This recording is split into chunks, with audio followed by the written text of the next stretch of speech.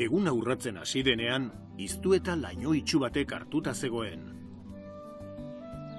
Familia ganadutegi bat da, txikia beraz. Hala ere, beti ibiltzen dira gauza berriak probatzen, esne ekoizpenari beste balio bat eman eta produktua hobeto saltzeko. Familia osoak laguntzen badu ere, Marije Insaustik eta bere alaba Ainitze Salak gobernatzen dute ustiategia. Marije emakume ekintzaile eta jakin naia da, eta lana barru-barrutik bizi du. Ukuilua zeinen ondo zainduta dagoen ikusi besterik ez da egin behar. Esne ustiategi bat aurrera ateratzeak lanaldi luzeak eskatzen ditu, baina iztuetan bizikalitatea hobetzearen alde egin dute. Garbitzeko eta jesteko robotek lana arindu egin dute neurri batean.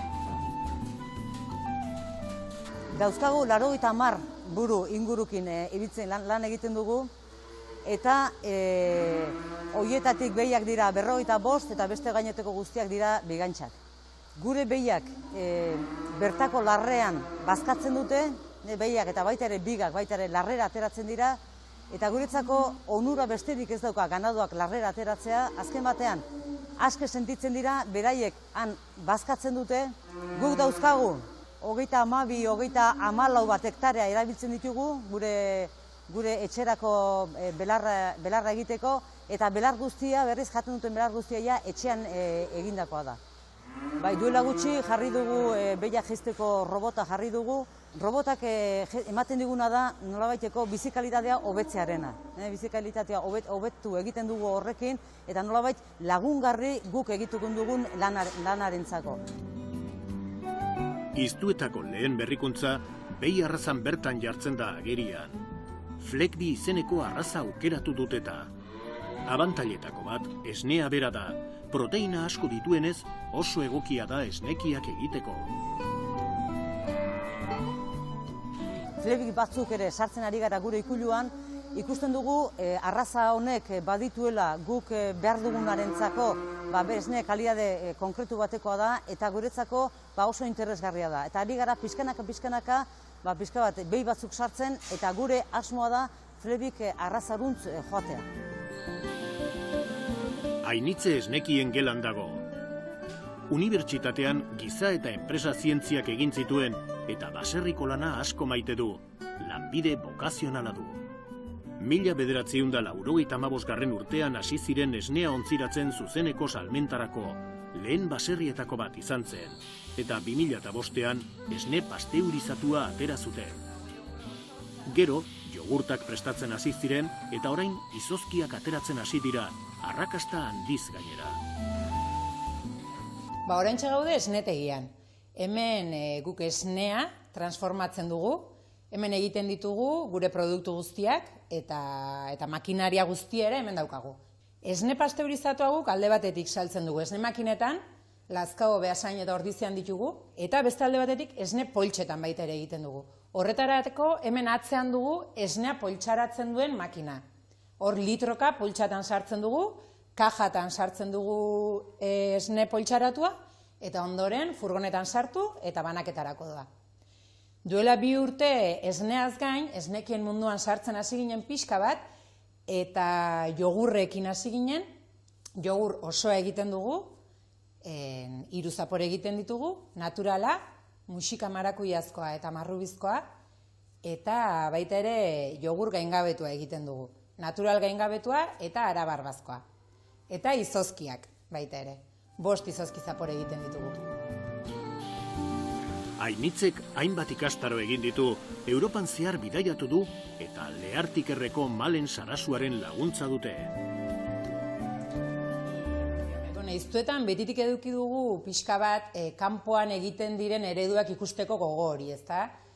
Ama horretan jardun izan du da urte askotan, Austria eredu bezala eduki dugu beti, Europaldeko herrialde asko baita ere, Italian izan gara, Frantzian, Ingalaterran, eta gustatzen zaiguna hartuz joan gara, eta gure produktuak dira, alde batetik bidaioien emaitza, baina beste alde batetik baita ere esan behar dugu iztu eta beti elkarlanean oinarritu dela, ezta?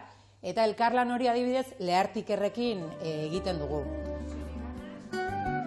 Jogurtak eta izozkiak egiteko prozesuak errazak dira, baina urrats bakoitza ondo kontrolatu behar da. Esne freskoa jetzi berri hartzen dugu eta jogurra egiteko ontzira sartzen dugu, bai?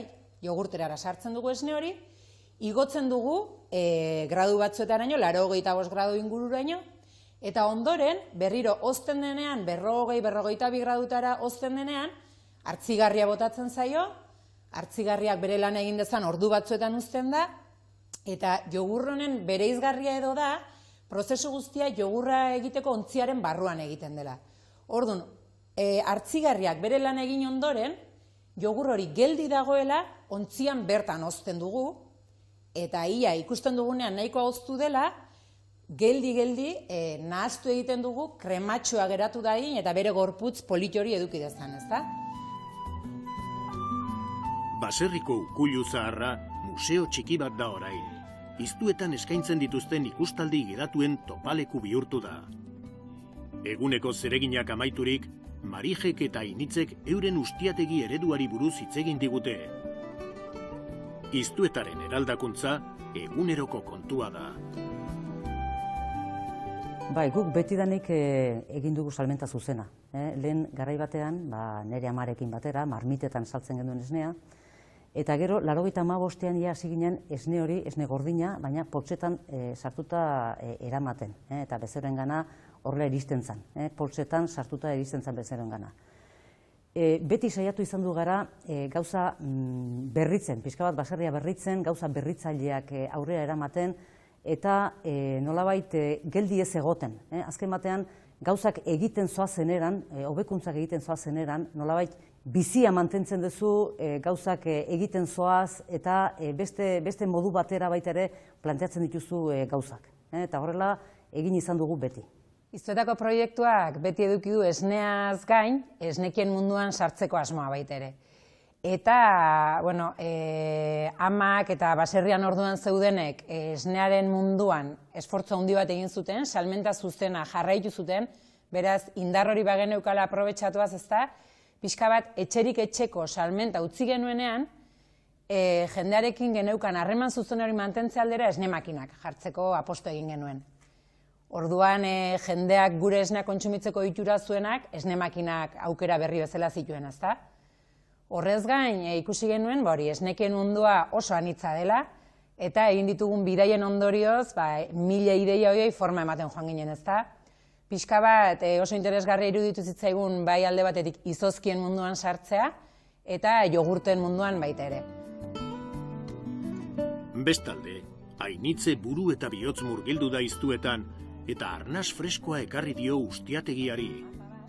Lana gogorra da, baina pozuneak ere baditu eta merezi du zalantzarik gabe.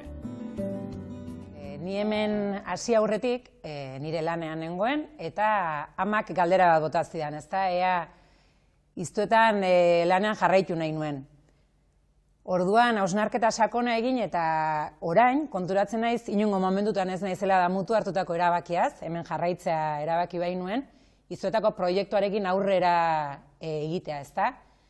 Bizimodua gogorra da alde batetik, hemen egunero egon martzara, animaliekin ari gala lanean, jardun ezberdin asko eramaten ditugu, enpresa bat gestionatzea bezala da baita ere, gustatzen zaigun laun bada, sinisten dugu egiten dugunean, eta eguneroko jardun honez gain guk uste dugu euskal kulturaren pisu handi bat duen jardun bat dela, gauza asko ematen dizkiona gizarteari, eta hori dena hartuta kontutan ez da, egunerokoan ilusio handiz lan egiten dugu, eta ustez gainera gauza oso interesgarria helarazten ari garela denei.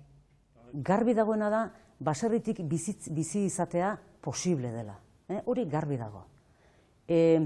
Baserritik ez dago zer eginik, lan asko dago, oso lan pixua da, gauza, ez dakit, ezkor guzti horiek alde batera utzi, eta garbi dago baserritik bizitzea posible dela. Baina beti, lehen aipatu dudan horrekin, ez da, proiektu batekin, proiektu ilusionante batekin, eta nolabait elkarlanean eta denakor indarra jarrita. Posible da baserritik bizizatea, bizitza duin bat izatea. Marijerentzat pozgarria da ikustea bere lanak jarraipena duela eta etorkizunean bera bezalako pertsona ekintzaile eta jakin nahi baten esku geldituko dela. Ainitzek eta Marijek gobernatzen dute Iztueta, baina familia osoaren laguntza dute. Iztuetak merkatuan jartzen duen produktu sorta lan eta ardura etengabearen ondorioa da. Esne etxalde batean sortzen diren erronkak ugari baino ugariagoak baitira. Jogur eta izozki bakoitzaren kalitatea handia da, bertan jarritako ilusioa bezain handia.